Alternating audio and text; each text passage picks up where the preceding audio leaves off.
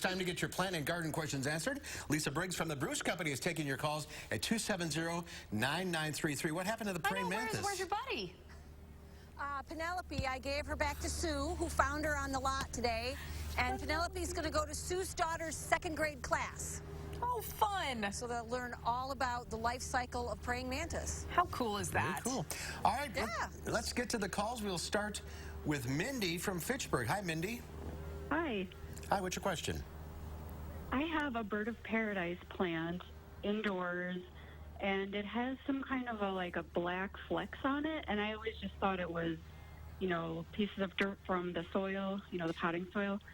But I'm almost wondering if it's some kind of insect. I don't see any movement, so I'm not really sure what to make of it. But if it is an insect, I'm wondering, how do I get rid of it?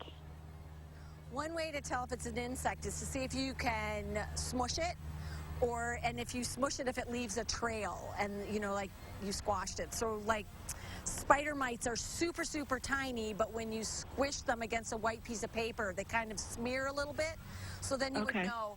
I would use a systemic insecticide, because if it is an insect, it's a piercing and sucking insect.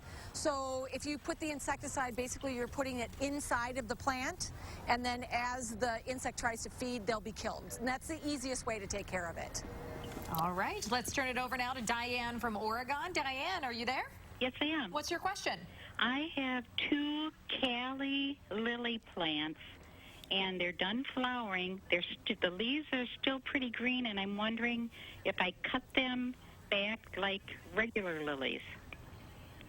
Yes, you'll want to take the flowers back, leave the green until it starts to yellow. So maybe probably a few more weeks this fall yet, and then cut them back, not all the way to the ground. Sometimes lilies have a pretty hollow stem, and if water gets in there, it sort of will rot the bulb a little bit. So leave them up about, 4 or 6 inches high. All right, sounds good. Let's go to Kelly now from Manchester. Hi, Kelly, what's your question? Hi, I've got, it's a burning bush. We've had it for probably 20 years. It's on the northeast corner of the house. It's lovely, except this year it has maybe a third with leaves, and the rest of it is absolutely bare. So we don't know if it got nipped this last winter, and the question is, do we give it the last rites and yank it out, or should we wait and see what happens next year?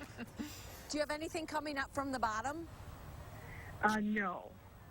Okay, so burning bush for some reason took a real hit this spring, and some of them managed to leaf back out a little bit, and some of them started sending new shoots from the bottom. So I guess what I would do is wait till next spring. The wood that you have that doesn't have any foliage on it, take a little knife and nick the bark off, and if you see there's still green under there, then I would leave it. Otherwise, you can cut out all of that dead material and see if you're going to get some new growth coming from the roots next spring. If so, then it's just a matter of time for it to get back to its original size. And if it looks really mingy and not worth, not super attractive, then go ahead and take it out and replace it. Yeah, bushes in my neighborhood all got hit by this thing. Yeah, did they? All right, Lane from Sauk County now, or Sauk City, I should say. Hi, Lane. Hi. What's your question? I have a neighbor who wants to get rid of all the hydrangeas she has on her house, and I want to take them. Is it too late to transplant them? Do I have to wait till spring? Best time to do it is in the early spring. So if she'll let you wait until then, that would be ideal. Easier for you to use because you can cut the plants back and then you can move them, and it's just easier on the plants and easier on you. If she wants them out though this fall, then you can certainly try, especially if they're things like Annabelles, those really tough ones, or PGs. Those should transplant okay. Just make sure that you keep it really well irrigated, good soak once a week until the ground freezes, and I would certainly use a fertilizer that will stimulate establishment. All right, let's go to Mary now in Verona. Hi, Mary. Hi. What's your question?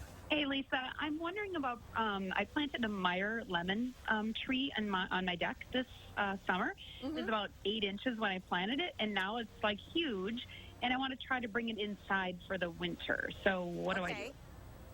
Okay, so what you're going to want to do is bring it in slowly. So I'm assuming it's in a full sun spot. You're going to want to move it to a shady part in your yard for a few days or up to a week, depending on what the weather's doing. And at the same time, you're going to want to treat it for insects. Yes, I did that. Citrus get scale really easily. And then once you've sort of acclimated it to lower light, then you're going to bring it inside to the absolute sunniest part in your house. So south window or a west window where it's going to get a ton of light. And then, you know, fertilizing you wouldn't want to necessarily do during the winter time, but they do like a little bit of acidity, so you might want to just give it a little bit of soil sulfur or something just to sort of acidify the soil once you bring it inside. Okay. Yeah, a lot to think about. Sharon from Hustler, this will be our last question. Sharon, what's your question? Well, I have a large morning glory vine with no flowers, and that's happened last year too.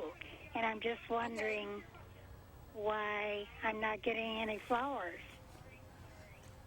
If you have it in the sun, that morning glories are going to need a super sunny spot. You also might want to try putting some like bulb booster or something in your soil to sort of get the soil fertility a little better. That might be one of the reasons if you're planting it in the same spot and it's not blooming. You just need to put some compost or something in the soil. Okay. Well, we're out of time. Thanks to everyone for calling in. I'm mesmerized by that windmill behind you. I'm still thinking about Penelope. All right. Here, we'll get this moving. I know that. He's go. hypnotized now. All right. Thanks, Lisa.